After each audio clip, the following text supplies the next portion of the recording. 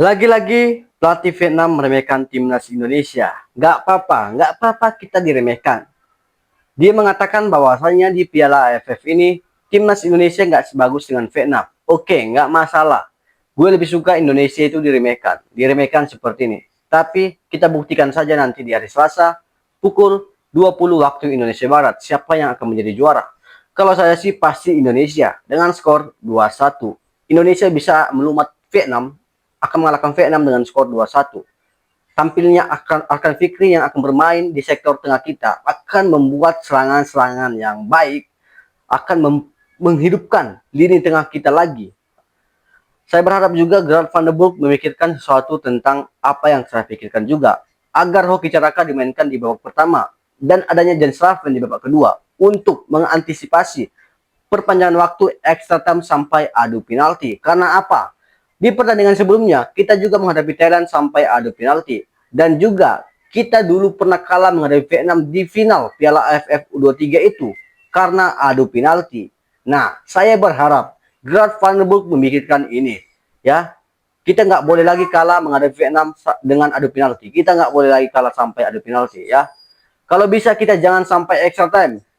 90 full time 90 menit kita harus bisa menghasilkan 2 gol untuk mengalahkan Vietnam. Kalau tidak kita bisa kalah menghadapi Vietnam. Dan kita juga harus mengantisipasi ya.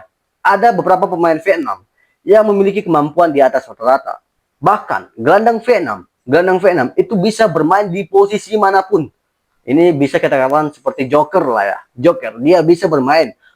Dia bisa bermain sampai ke atas, dia bisa bermain di belakang sebagai back. Nah, kita harus antisipasi pemain seperti ini. Jadi kita nggak boleh melakukan kesalahan sedikit pun kita tidak boleh melakukan kesalahan menghadapi Vietnam. Karena ketika kita salah passing, itu bisa membahayakan gawang timnas Indonesia. Jadi saya berharap kepada pemain timnas Indonesia 23, jangan sampai salah passing ya. Jangan sampai salah passing. Lebih baik kita bermain hati-hati, bermain pelan, nggak usah. Lebih baik kita bermain tempo rendah daripada tempo tinggi, tapi memiliki risiko yang sangat besar untuk gawang timnas Indonesia. Karena defense atau serangan balik Vietnam ini sangat mematikan teman-teman. Cepat, sangat cepat. Dan defense-nya, pemain back belakang mereka itu bisa menghasilkan gol dari bola-bola mati seperti tendangan penjuru.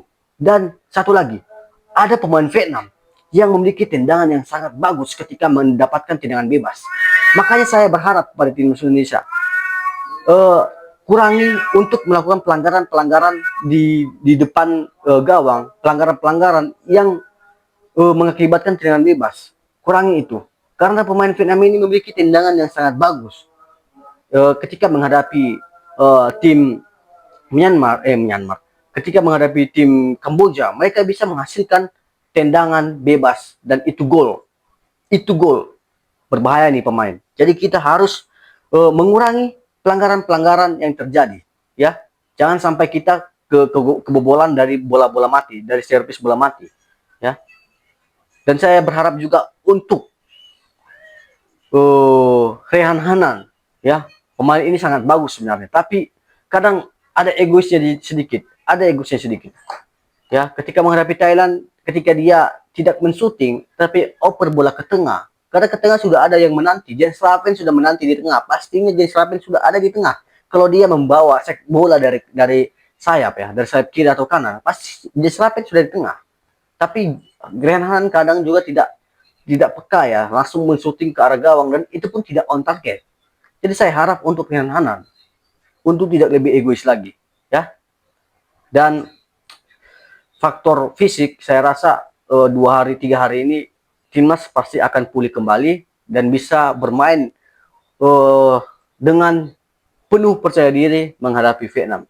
Menghadapi Vietnam ini juga kita gak boleh bermain dengan emosi karena mereka itu jago mempermainkan emosi. Mereka ingin kita emosi, kita melakukan pelanggaran, kita mendapatkan kartu merah, kartu kuning, dan itu yang mereka inginkan nantinya.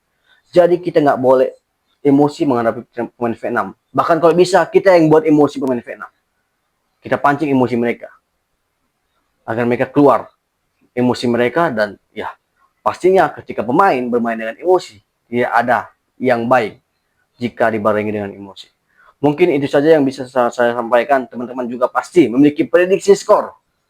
Tulis di kolom komentar berapa skor kalian Indonesia versus Vietnam.